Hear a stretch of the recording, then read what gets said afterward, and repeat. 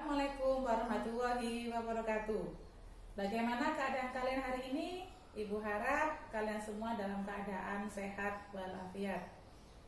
Anak-anak, pembelajaran kita pada hari ini belajar tentang rancangan praktek. Apa itu? Rancangan praktek merupakan persiapan-persiapan yang harus kita buat sebelum pengolahan makanan, di mana kita akan membuat perencanaan prakteknya terlebih dahulu. Dalam perencanaan praktek terdiri dari beberapa hal. Yang pertama, kita akan membuat identifikasi kebutuhan. Yang kedua, kita akan membuat ide gagasan. Yang ketiga, kita akan membuat daftar bahan sekaligus dengan jumlahnya. Yang keempat, kita akan membuat daftar alat. Yang kelima, kita akan membuat tertib kerja. Baik, kita amati satu persatu untuk pembuatan perencanaan praktek. Yang pertama, kita amati ada identifikasi kebutuhan. Identifikasi kebutuhan ini menginformasikan bahwasanya kita mengolah makanan ini untuk kebutuhan apa? Apakah untuk acara pesta? Apakah untuk acara kerja kelompok? Atau acara yang lainnya? Jadi kalian bisa menuliskan sesuai dengan kebutuhan apa atau acara apa yang akan dibuat. Tentunya disesuaikan dengan jenis hidangan yang kita olah. Yang kedua, kalian akan membuat ide gagasan.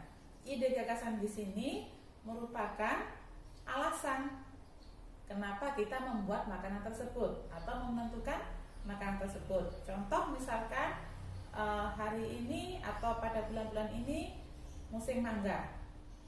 Itu merupakan alasan kenapa kita akan membuat jus mangga.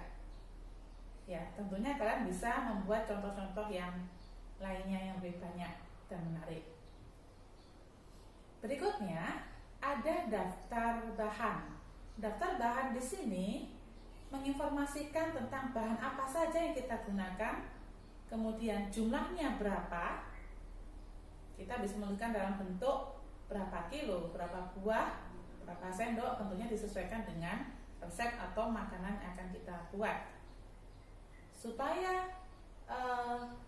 bahan ini bisa kita peroleh, tentunya kita harus belanja terlebih dahulu. Untuk belanja kita butuh biaya. Nah, biaya ini juga kita tulis pada daftar bahan. Jadi dalam kegiatan ini, pada tabel bahan makanan kita bisa mengetahui berapa jumlah makanannya, berapa jumlah satuannya, dan berapa jumlah biaya yang harus kita perlukan. Kalian bisa lihat pada tabel berikut ini. Setelah itu, ketika sudah ditulis semuanya, di bawahnya sendiri kita bisa menulis berapa jumlah totalnya. Sehingga harapannya kamu bisa melaksanakan belanja bahan, mempersiapkan bahan dan jumlah keuangannya seefisien mungkin. Baik, kita lanjut yang tabel kedua, ini daftar alat.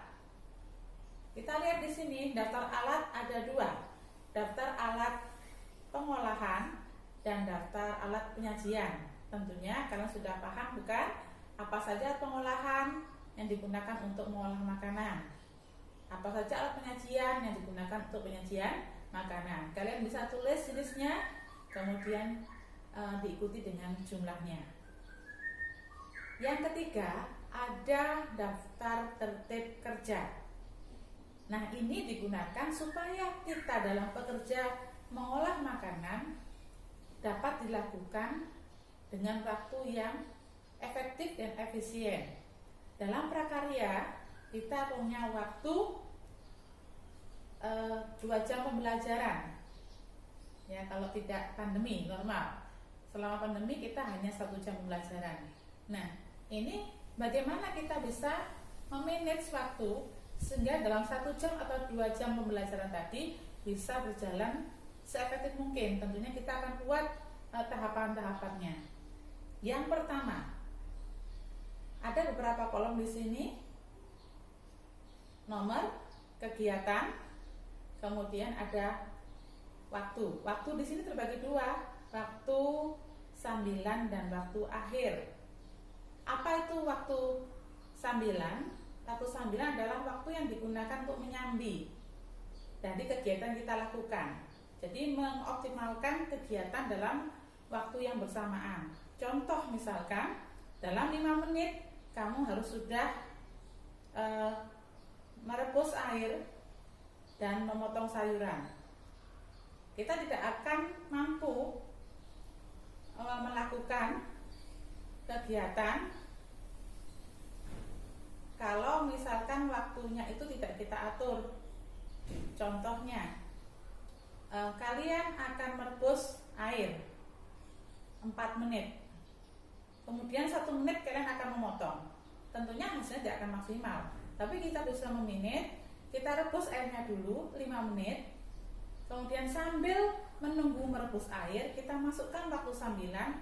Kita gunakan kegiatannya untuk memotong, sehingga dalam 5 menit tadi kita bisa melakukan 2 kegiatan secara bersamaan dan selesai bersama-sama. Itu fungsinya waktu sambilan. Tentunya tahapan ini akan disesuaikan dengan resep yang ada. Yang pertama kita melakukan persiapan dulu. Persiapan alat 5 menit, persiapan bahan 5 menit, total 10 menit. Kemudian yang kedua ada pengolahan. Di sini disesuaikan dengan tahapan resep yang ada. Jadi boleh kalian misalkan dengan memotong sayuran, kemudian menumis, ya. Kalau memang ada waktu sambilan silakan diselipkan. Kalau tidak ada, tidak apa-apa, letakkan di waktu akhir. Setelah tahapan kita lakukan dengan rinci, dituliskan di sini, baru kita tulis berkemas. Ada berkemas 1, berkemas 2.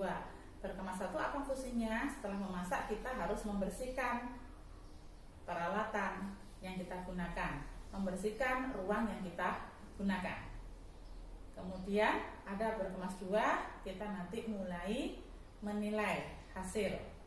Kita evaluasi bersama-sama tentang produk makanan yang kalian buat.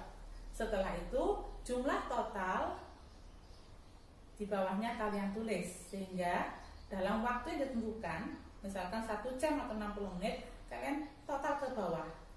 Tidak boleh melebihi dari target waktu yang kita persiapkan. Baik anak-anak, untuk pembahasan hari ini Ibu harap kalian bisa memahami yang nantinya akan kita kerjakan pada pertemuan berikutnya. Untuk penjelasan hari ini supaya tidak lupa, kalian bisa membuat catatannya di buku catatan. Sekian untuk pertemuan hari ini, Ibu akhiri. Assalamualaikum warahmatullahi wabarakatuh.